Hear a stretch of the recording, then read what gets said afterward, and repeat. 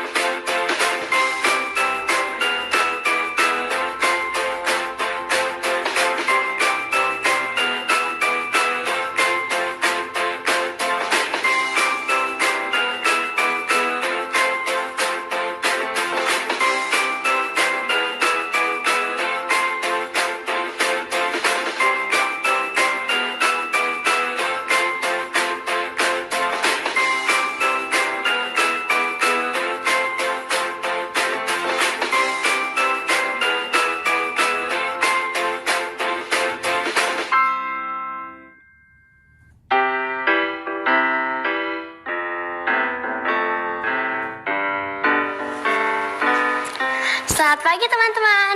Sudah siap melakukan aktivitas hari ini? Sekarang aku udah di kantor Tante Emi lagi nih teman-teman. Tante kan kemarin janji buat ngajakin aku ke perpustakaan di kantornya. Nah, seperti biasa kita akan belajar banyak hal hari ini.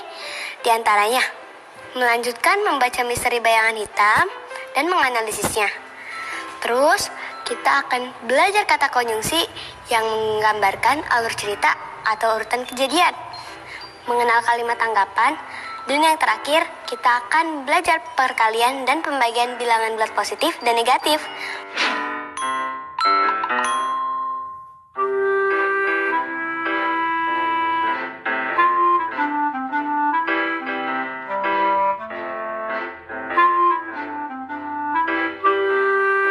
Makanya jangan lupa siapin alat tulisnya ya, karena pasti akan banyak hal yang harus dicatat. Dan jangan lupa juga untuk berdoa supaya bisa lebih bermanfaat. Rizka. Hai Tante. Yuk kita langsung ke perpustakaan. Yuk.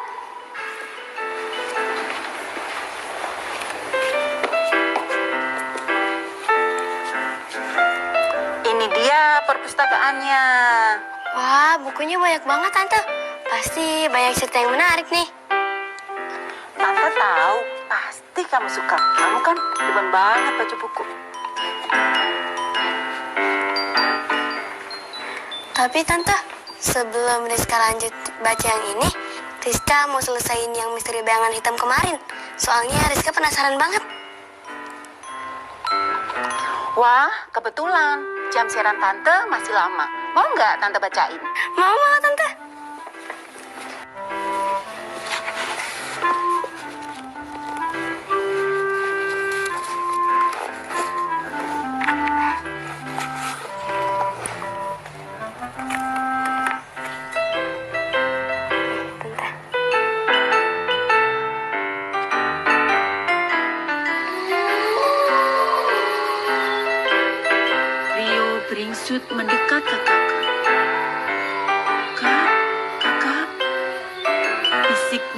membangunkan kakak.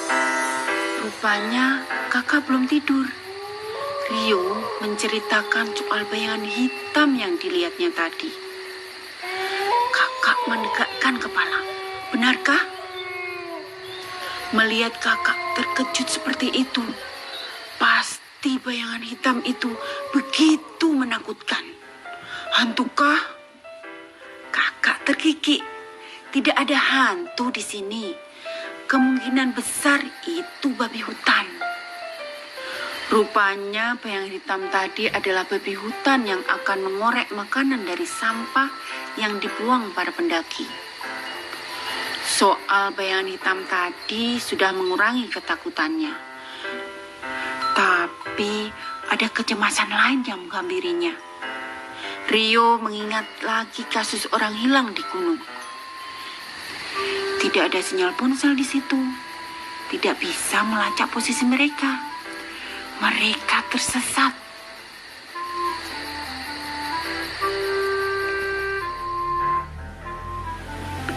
Tiba-tiba Rio teringat sesuatu. Dari titik jalan pintas yang pertama tadi, kita berjalan ke timur, lalu belok ke utara, Kak. Kakak menepuk bahu Rio. Cerdas. Mereka sudah tahu pasti di mana posisi mereka saat ini. Ya ampun, Rizka kira monster atau hantu beneran. Ceritanya menarik ya. Terus, tanggapan Rizka tentang karakter Rio yang takut dengan bayangan hitam gimana? Menurut Rizka, meskipun dia sedikit penakut, tapi dia pintar. Ceritanya juga bagus, Rizka suka. Maksud Tante bukan itu. Yang Tante maksud, tanggapan kamu tentang Rio yang takut dengan bayangan hitam atau pada pendakian bagaimana? Maksudnya? Jadi begini, tanggapan itu ialah kalimat yang digunakan untuk menanggapi atau memberikan komentar pada suatu peristiwa. Nah, tanggapan itu harus disampaikan dengan kalimat yang santun dan harus sesuai dengan masalah yang dibahas.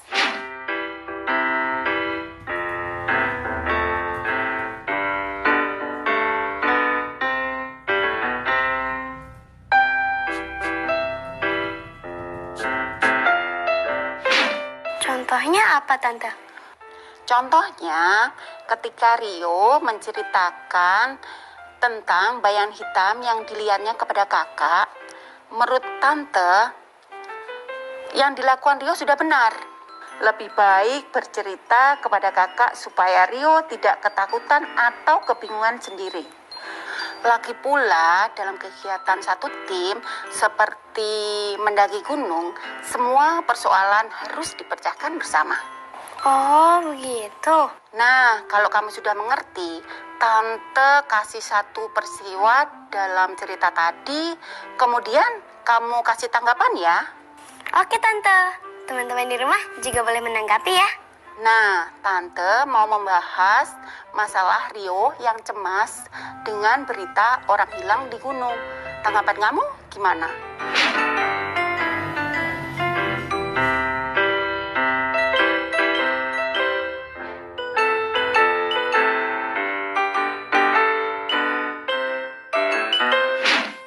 Kalau menurut teman-teman gimana? Kalau menurut Rizka, kecemasan Rio adalah hal yang wajar. Siapapun orangnya pasti tidak ingin mengalami musibah. Karena itu, sebelum mendaki gunung harus mempersiapkan segala sesuatunya dengan baik. Begitu kan, Tante? Ya, benar. Itu baru nama kalimat tanggapan.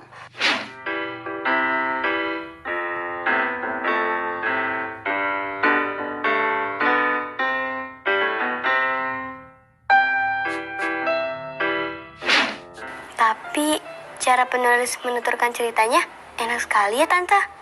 Mengalir banget. Rizka jadi ragu.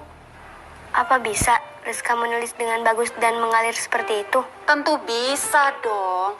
Yang penting kemampuan menulisnya harus diasah terus. Dan untuk membantu kamu membuat ceritamu mengalir, kamu bisa selipkan kata-kata konjungsi. Hah? Apa itu, Tante? Masih ingat kan kata konjungsi?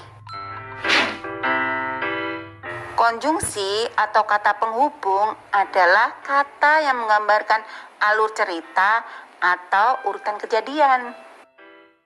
Nah, konjungsi yang menggambarkan alur cerita atau urutan kejadian itu ada banyak, yaitu kemudian, sesudah, lalu, sebelum, pada akhirnya, sementara itu, pertama, dan mula-mula.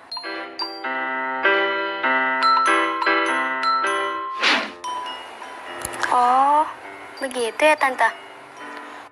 Kata-kata itu bisa digunakan di awal atau di tengah kalimat.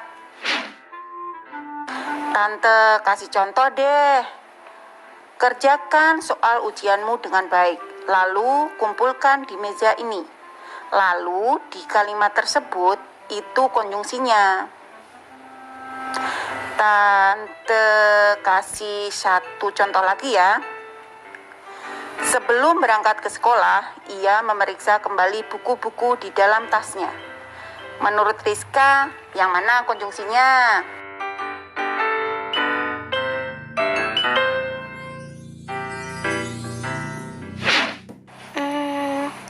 Sebelum adalah kata konjungsinya ya, Tante. Betul sekali. Kalau gitu, kamu bisa dong buat sendiri satu kalimat dari salah satu konjungsi tadi. Rizka coba ya, Tante. Pada akhirnya, Rio dapat menemukan jalannya saat tersesat berkat kompas. Begitu kan, Tante?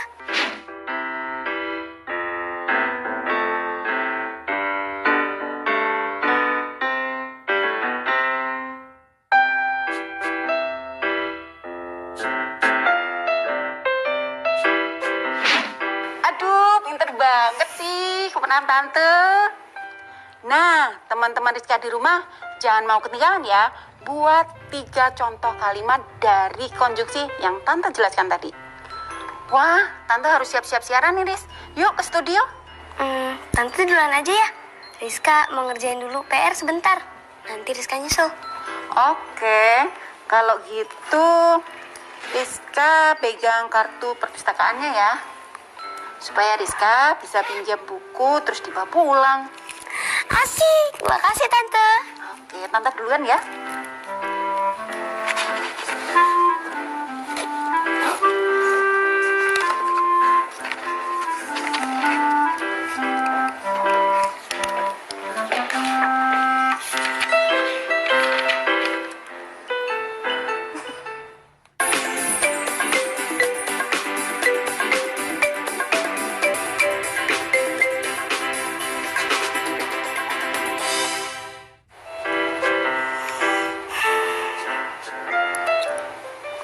Duh, bingung nih gimana cara ngerjainnya. Teman-teman, Rizka sekarang lagi belajar perkalian dan pembagian bilangan bulat positif dan negatif. Tapi Rizka nggak paham. Yang Rizka baru bisa cuman penjumlahan dan pengurangan saja. Minta tolong siapa ya? Oh iya, aku telepon Ria aja deh.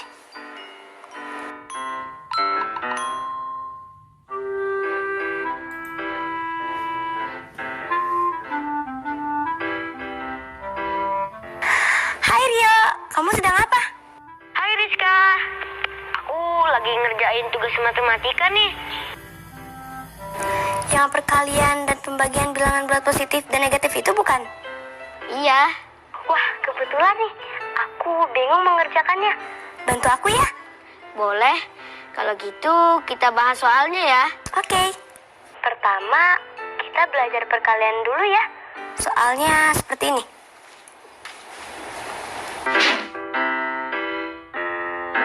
Cici adalah seekor kelinci yang hidup di padang rumput. Sekali melompat, ia bisa mencapai jarak 2 meter loh. Mari kita bayangkan, pada kaki bukit tersebut terdapat garis bilangan dan sarang Cici terdapat pada bilangan 0. Berarti sebelah kanan tempat Cici berada adalah bilangan positif dan sebelah kirinya adalah bilangan negatif. Berarti jika Cici melompat sejauh 2 satuan ke arah kanan, Cici akan berada di bilangan 2. Sekarang soalnya seperti ini. Jika Cici berada di titik 0, lalu melompat maju sejauh 2 satuan sebanyak 3 kali ke arah kanan, akan berada di bilangan berapakah Cici? Berarti operasi yang digunakan dari soal tersebut adalah 3 lompatan dikali 2 sama dengan 6. Benar. Sekarang soal berikutnya. Jika Cici berada di titik 0, Cici menghadap ke kanan dan melompat mundur sebanyak 2 satuan sebanyak 3 kali.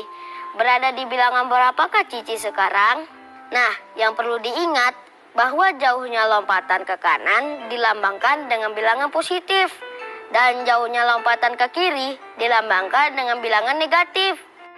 Berarti Cici menghadap ke kanan namun mundur, maka dia melompat ke kiri. Maka jauhan lompat Cici bernilai -2. Operasinya akan seperti ini. -2 dikali 3, lompatannya sama dengan? Jawabannya -6.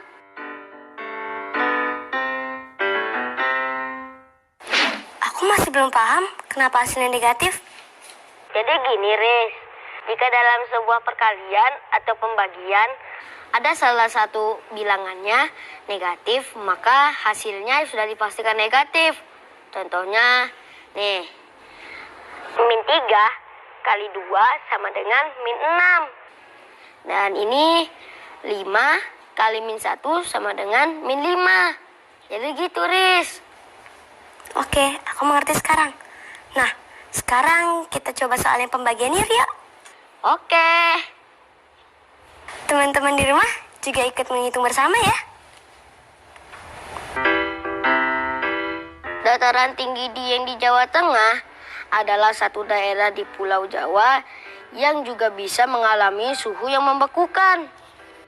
Suatu pagi, suhu menunjukkan 25 derajat Celcius di dataran tinggi Dieng. 3 jam kemudian, termometer menunjukkan suhu 31 derajat Celcius. Operasi manakah yang membantumu menentukan perubahan suhu setiap jam?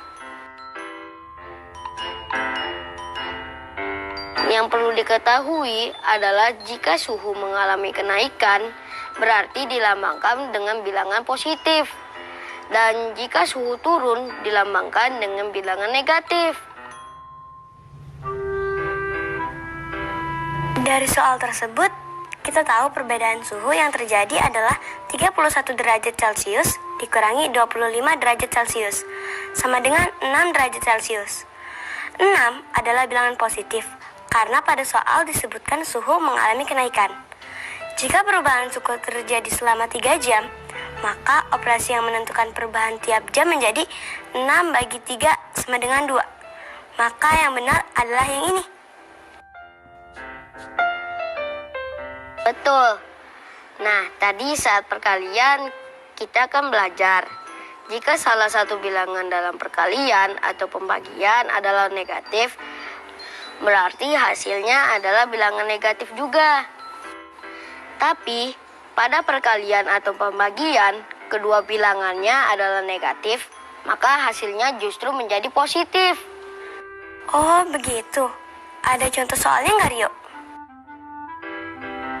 Tentu saja ada. Soalnya seperti ini. Pada malam hari, suhu di Dieng turun dari 0 derajat Celcius ke -6 derajat Celcius. Jika setiap jam suhu di Dieng berubah -3 derajat Celcius, berapa jam yang diperlukan agar suhunya turun ke -6 derajat Celcius? Suhu turun sebanyak -6. Tiap jam bisa turun sebanyak -3.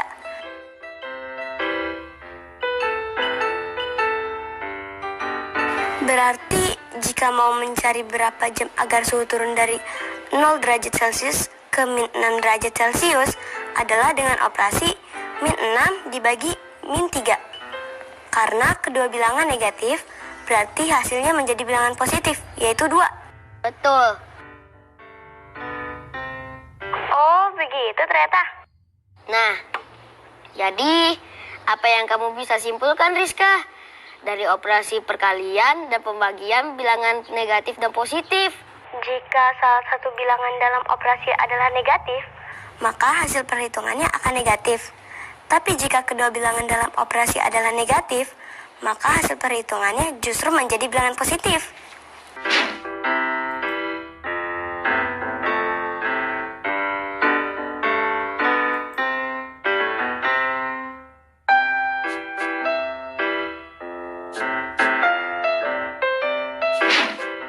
Nah, mantap. Terima kasih ya sudah mau membantu mengajarkan Rizka. Ya, Rizka, kalau masih ada yang kamu belum tahu, kabarin aja aku. Oke, Dario. Dadah. Akhirnya PR-nya selesai juga. Seperti kemarin, kita sudah belajar banyak hal lagi ya hari ini. Tadi kita sudah selesai membaca misteri bayangan hitam, membuat kalimat tanggapan, lalu kita belajar juga tentang konjungsi yang menggambarkan alur cerita atau urutan kejadian. Nah, yang terakhir kita juga belajar tentang tentang perkalian dan pembagian bilangan bulat positif dan negatif.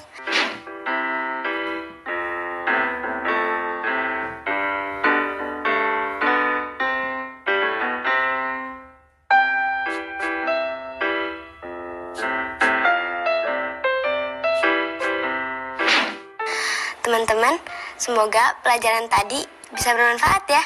Amin. Nah, sekarang waktunya Rizka meminjam buku untuk dipinjam. Yeay! Sampai jumpa lagi teman-teman.